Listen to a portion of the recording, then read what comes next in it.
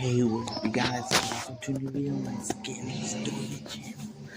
Now, today, since 4th of July is next week, I figured I'm gonna read some true crime or true stories, apparently, based on the 4th of July.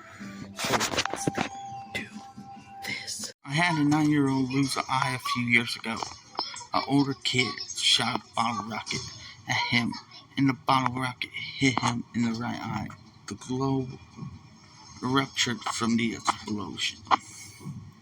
Some drunk guy was holding a mortar tube and firing it off.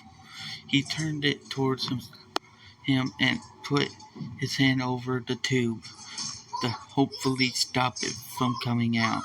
He ended up blowing up the majority of his hand and burned a hole in his abdomen.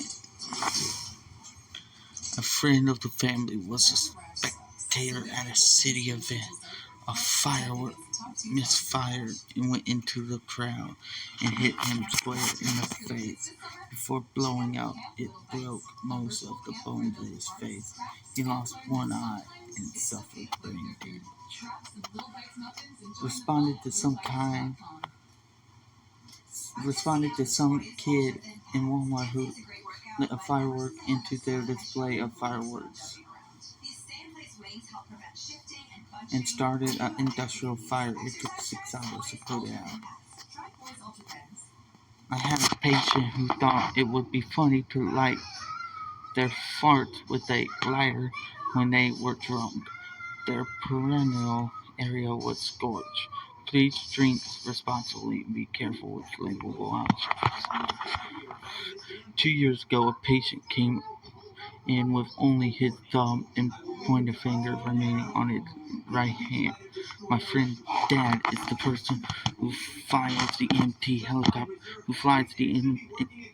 helicopter, and he got a call on the 4th of July about a guy blowing up his face.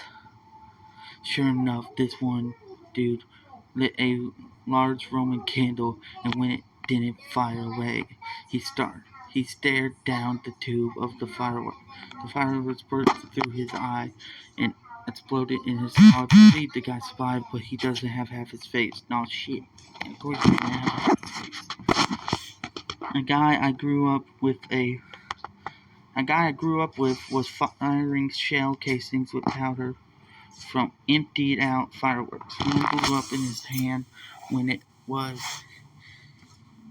healed, his hand had weird lumps and skin textures. It resembles E.T.'s hand, but pink. Volunteer firefighter here.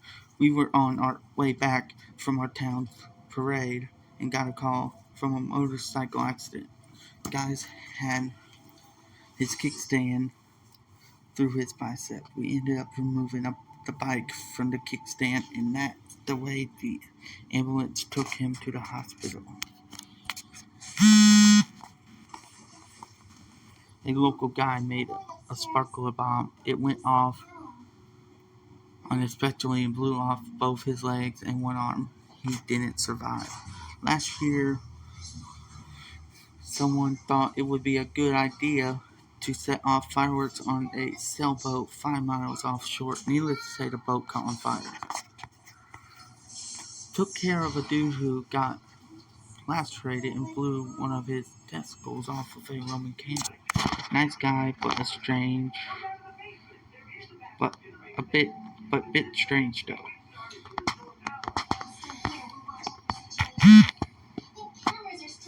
I had to treat a press on the 4th of July on my energy machine.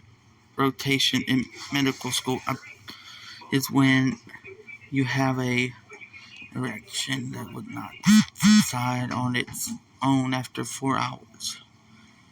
I never forgot the look on my patient's face as I held his erect penis in one hand and then stuck a needle in it. This group of friends decided to stuff a coffee can with fireworks. There was a variety of fireworks in there. They put a makeshift fuse into the can and lit it off.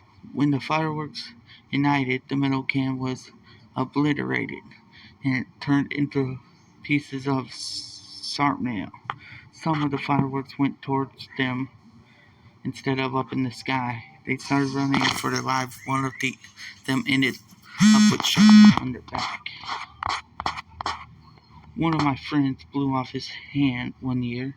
The idiot dumped powder from a bunch of firecrackers into a metal pipe, then proceeded to use a metal hammer to insert the metal cap to close it up for one big firecracker. Well, one thing set off a spark, and the whole thing blew up in his hand.